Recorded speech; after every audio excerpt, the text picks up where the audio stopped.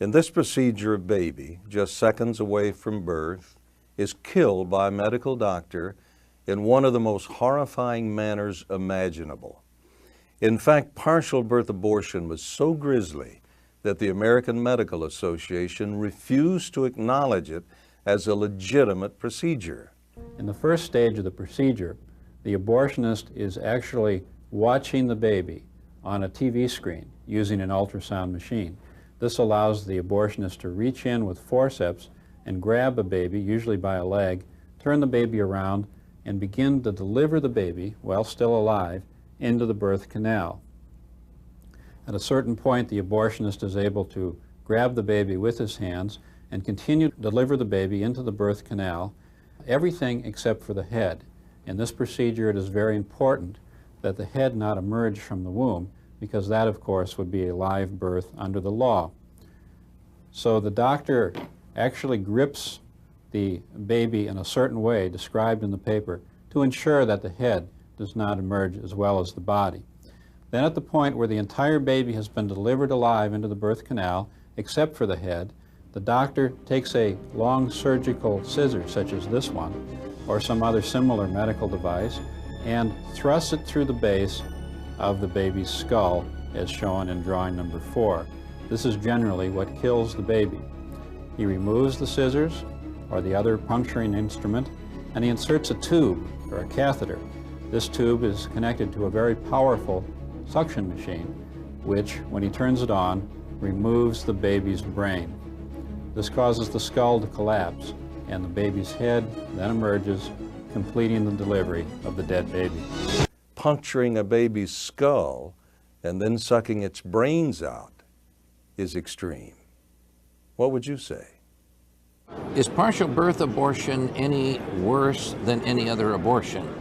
Well, every abortion kills a living, human, developing baby. But this type of abortion is particularly gruesome. It's killing a baby during delivery. They called me up one day and asked me if I would work at the Women's Medical Center. And I told them I would, because I didn't have a problem with abortion, or at least I didn't think I did. The first lady we did was 26.5 weeks pregnant. She had just found out that her baby had Down syndrome.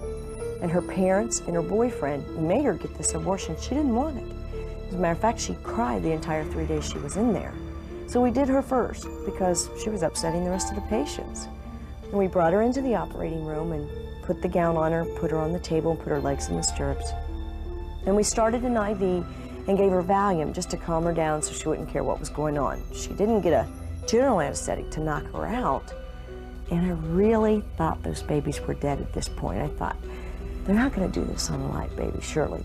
Something's killed the baby. I don't know what I thought killed it, but they were very much alive, and you could see the heartbeat. And taking a pair of forceps, he went up inside the cervix and into the uterus and found one of the baby's feet and turned the baby in utero, because it wasn't headed feet first. He has to bring the baby out feet first. So he brought that foot down through the birth canal. Then he went up and he grabbed the other foot and he brought it down through the birth canal until he had both of the feet on the outside. And grabbing his little feet with his hands, he pulled the baby out of the mother breech position until he had the entire body, everything delivered except for the head. And as I stood there, this little baby was kicking his feet and moving his little hands and fingers, and very much alive. And the doctor's very careful to make sure that he holds the baby's head in with his 2 fingers, with his left hand, to make sure that that head doesn't slip out. Because if the head slips out now, 3 inches, 3 seconds from being born, and he kills it, it's murder. But as long as he leaves that head in there, and he's very careful to make sure that head stays there, it doesn't matter how he kills it. It's an abortion and it's legal in this country. And as I stood there in horror, I watched this. The doctor took a pair of scissors and into the back of the baby's neck, back here, he plunged those scissors. And when he did this, the baby jerked out in a startle reaction. And he took the scissors and he opened it up to make a hole in the back of the neck. And he took a high-powered suction machine and a catheter, and he stuck that into the hole, and he literally suctioned out the baby's brains. And they went down the tube and into a jar.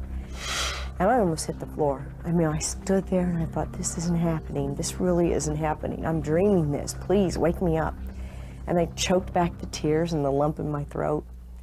And I couldn't believe it. I could not believe it. I didn't want to be in there, but it happened. He pulled the head out and he cut the cord and he delivered the placenta and threw it in the pan. And he cleaned her up and he took the baby out of the room. And this mom wanted to see her baby. We tried to talk her out of it, but she does have the right to see it. So we cleaned her up and put a pad on her and walked her to the ultrasound machine room. And we cleaned the baby up and put it in a little blanket and we handed it to her. And I don't know what she thought she was going to see, but I don't think it's what she saw, because she looked down in his little face and she started screaming to God to forgive her.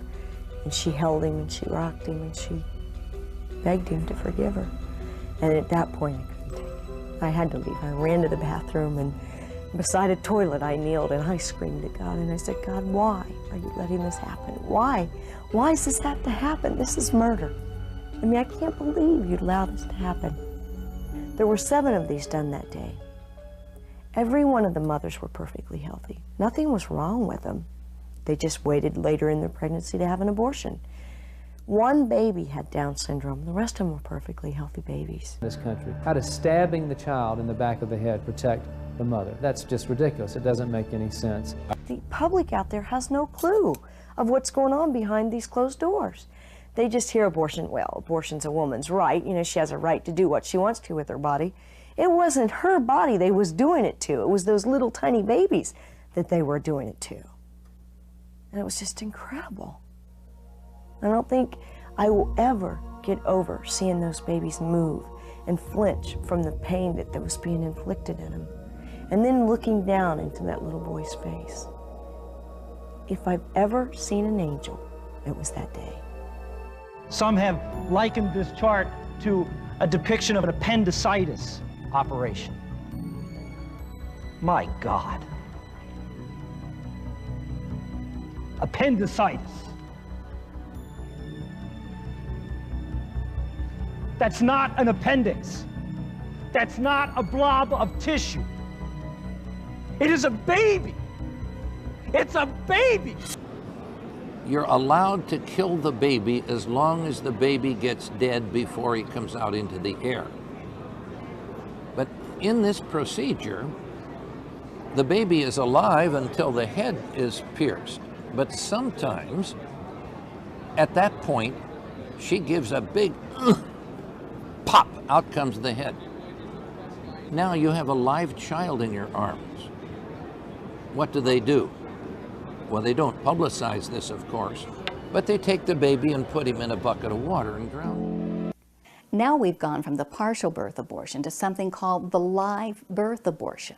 Congress held hearings on this in the summer, and we learned that at certain Chicago area hospitals, doctors are inducing labor for the purpose of delivering a premature baby, which is then wrapped in a surgical towel and stuffed on a counter in a laundry room or some other unused room and left until the baby dies. I mean, this is barbaric. Abortions never stop. They get broader and broader, and now the most recent one that we found out about is what they call therapeutic abortions or live birth abortions. Some people think, well, this is just an emergency method where a mother has to have an abortion to save her life. Not true. These are elective abortions. And this simply means that a doctor induces labor, the baby is born, sometimes they die during labor, but many times they live through that labor.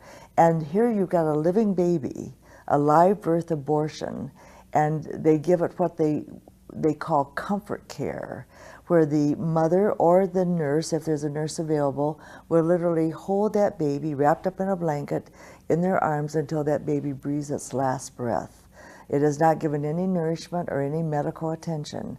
Now, if there's no one available and the mother doesn't care to hold the baby, they'll sometimes put it back in a storage room on a shelf and the baby is left to die there. The live birth abortion has become the method of choice since the attending doctor doesn't even have to be there.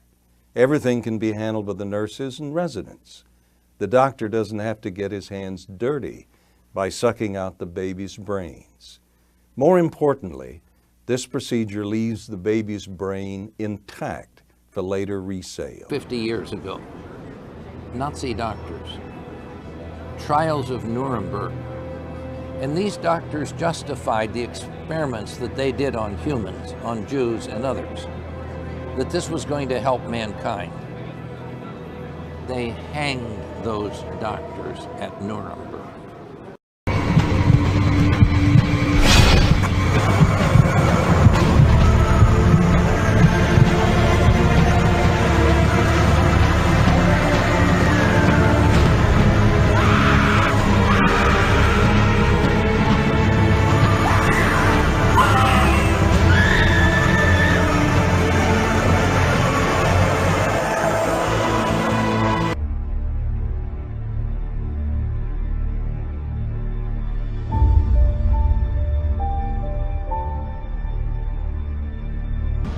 And the devil that deceived them was cast into the lake of fire and brimstone, where the beast and the false prophet are, and shall be tormented day and night forever and ever.